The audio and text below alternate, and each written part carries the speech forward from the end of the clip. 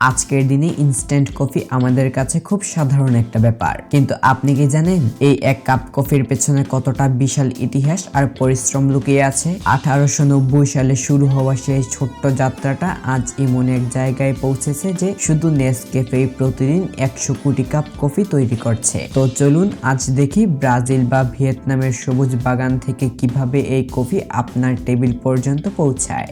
সবকিছুর শুরু হয় সেই সব কৃষকদের হাত ধরে, যারা রোদ বৃষ্টি মাথায় নিয়ে কফি চেরি সংগ্রহ করে। প্রায় 1 লাখেরও বেশি কৃষক এই বিশেষ যজ্ঞের সাথে যুক্ত। কফি গাছে যখন সাদা সুগন্ধি ফুল ফোটে, তার 6 মাস পরেই দেখা দেয় লাল টকটকে চেরি।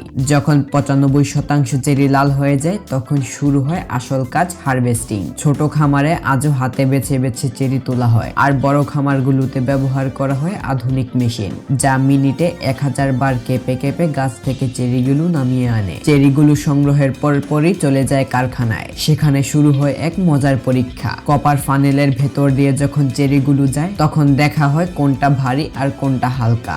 যেগুলো ভারী আর রসে টইটুম্বুর, সেগুলো নিচে ডুবে যায়, আর এগুলোই হলো সেরা মানের কফি। এরপর ঘূর্ণায়মান ড্রামে চেপে চেরির উপরের খোসাগুলো ছাড়িয়ে ভেতরের মূল্যবান বিন বের করে আনা হয়। পরের ধাপটা আরো ইন্টারেস্টিং। বিনের গায়ে এক ধরনের আঠালো আবরণ থাকে, যাকে আমরা বলি মিউসিলেজ। এটা দূর করতে বিনগুলোকে রাখা হয় ফার্মেন্টেশন ট্যাঙ্কে। পরিষ্কার পাহাড়ি পানিতে 12 থেকে 24 ঘন্টা ভিজিয়ে রাখার পর কৃষকরা হাত দিয়ে ছুঁয়ে দেখেন আঠা ভাবটা গেল কিনা, ঠিক যেন কোনো দামি গহনা পরিষ্কার করা হচ্ছে। পুরোপুরি ধোয়ার পর বিনগুলো যায় রোদে, ডাইং বেড়ে ছড়িয়ে দিয়ে চলে সানবাথ। কৃষকরা বারবার এগুলোকে নাড়িয়ে দেন যেন সবখানে সমান রোদ লাগে। শুকানোর পর যখন আর্দ্রতা 11% নেমে আসে, তখন একটি মেশিনের সাহায্যে উপরের শক্ত আবরণটা সরিয়ে ফেলা হয়। বেরিয়ে আসে চকচকে সবুজ কফি বিন। এরপর জোট ব্যাগে ভরে কফি রওনা দেয় কারখানার দিকে। কারখানায় ঢোকার আগে কিন্তু রোবোটিক আর্ম আর সেন্সর দিয়ে কফির কোয়ালিটি চেক করা হয়। শুধু তাই নয়, একদল বিশেষজ্ঞ আছেন যাদের কাজই হলো সারাদিন হাজার হাজার কাপ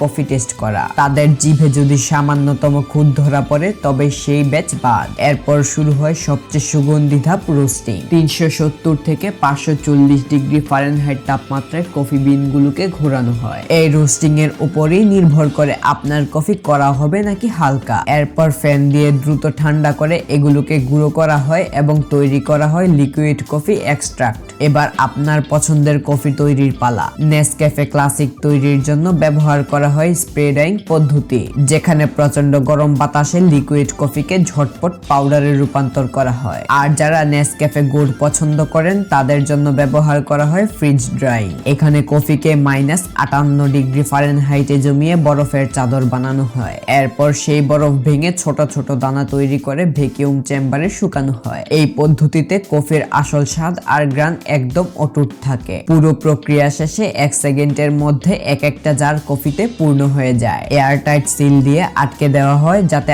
আপনি জার খুললেই সেই তাজা কফির গ্রান পান। সাধারণ একটা লাল চেরি কত চড়াই উতরাই পার করে আপনার প্রিয় মগে এসে পৌঁছায়। পরের বার যখন কফিতে চুমুক দেবেন, তখন নিশ্চয়ই এই বিশাল যাত্রার কথা আপনার মনে পড়বে। ধন্যবাদ ভিডিওটি শেষ পর্যন্ত দেখার জন্য, এবং ভিডিওটি সম্পর্কে আপনার মতামত কমেন্টে জানাতে ভুলবেন না। চ্যানেলটিতে নতুন হয়ে থাকলে চ্যানেলটি সাবস্ক্রাইব করবেন। দেখা হবে পরের ভিডিওতে। Instant coffee has come a long way since it was first introduced in 1890, becoming the go-to fuel for everything from morning commutes to late-night study sessions.